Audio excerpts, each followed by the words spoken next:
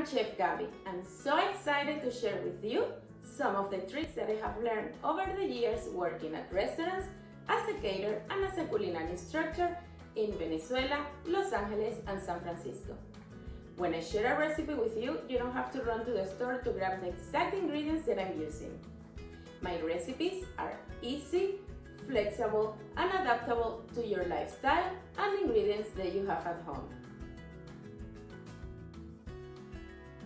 Hi, I'm Chef Gabby. Welcome to my kitchen. Today we are making Venezuelan arepas with a twist.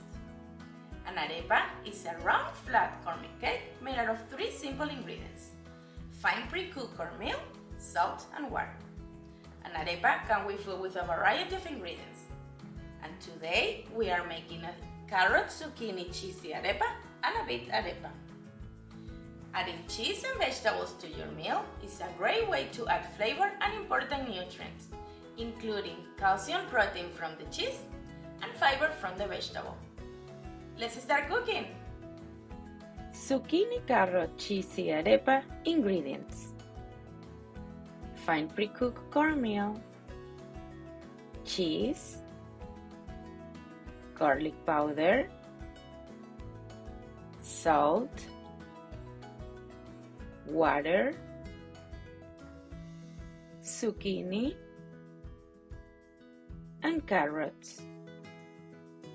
Beet arepa ingredients: fine pre-cooked cornmeal, cheese, sunflower seeds or pumpkin seeds, beet, salt, and water. Let's start by cooking 1 beet. Depending on the size of the beet, I like cooking it in half or in 4. This way it will cook faster. Add salt to the water and place the beet in the pot. Simmer until the beet is soft. While the beet is cooking, let's make the zucchini carrot arepa. As you can see, I like leaving the top of the carrot. This helps me to hold the vegetable better. Now, let's transfer the carrots to the bowl. And repeat this step with the zucchini. I'm so excited to load my arepa with all these yummy vegetables.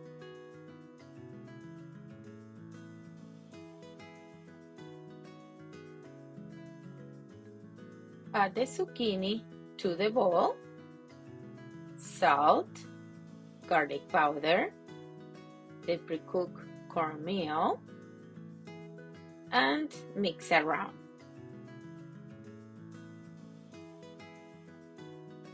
Add the water and knead with your hands until a smooth dough is formed.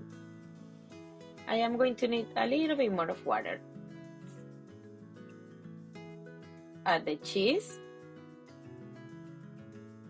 When kneading the dough, make sure there are no dry lumps around. The dough is going to feel a little bit wet. That's okay. We are going to let it rest for about 5 minutes to hydrate. Heat the cast iron or a non-stick pan over medium-high heat. Drizzle with oil, and I like using a paper towel to spread the oil evenly. Now that we have the dough, let's make the arepas. As you can see, this dough is soft.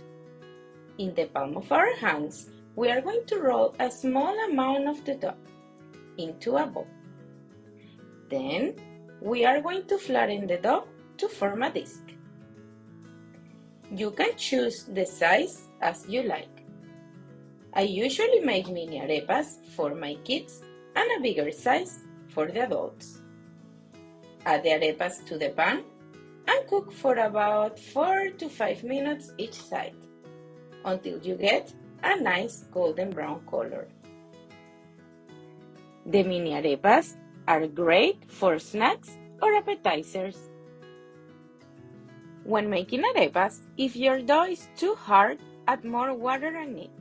Or if you feel it's too sticky, let it rest for 5 minutes. And if it's still sticky, add more of the pre-cooked cornmeal and knead.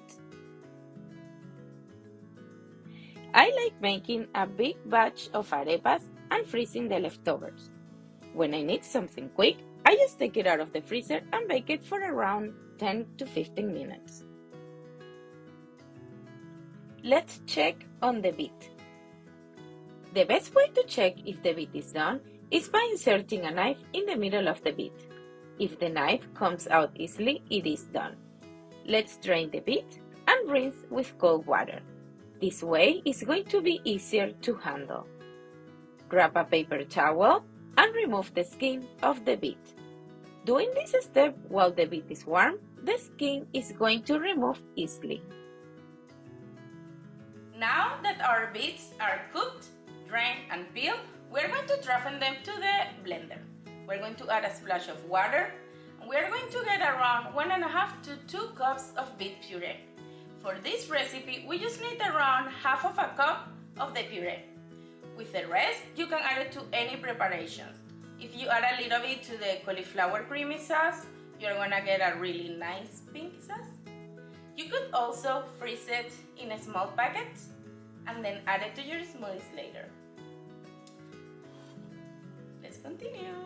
We're adding all of our beets with a splash of water.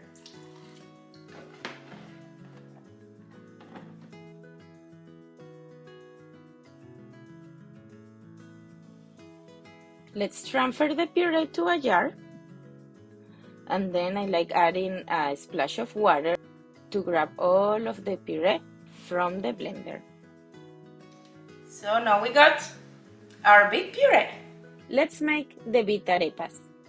In a bowl, mix the cornmeal, salt, pumpkin seeds or sunflower seeds, and the beet puree. Mix around and add the water slowly. Beets are a great source of iron, vitamin C, and vitamin A, all very important nutrients. Add the cheese and knead for a few minutes. After our dough is smooth, we are going to let it rest for about 5 minutes. Let's form the arepas. If you are planning on freezing the arepas, cook them and let it cool down completely. Wrap them with plastic wrap and aluminum foil. This way, we will prevent some freezer burn. You could also use a Ziploc bag. Bring the non-stick or cast iron pan to a medium-low and cook the arepas. I prefer cooking the beet arepas with less heat, so we can keep some of the fun purple color.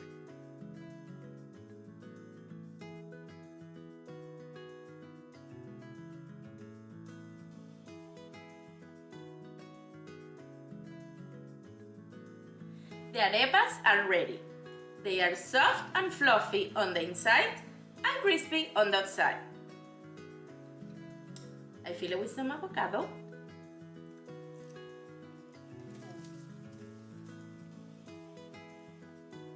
These arepas are so delicious. Now it's time for you to start cooking.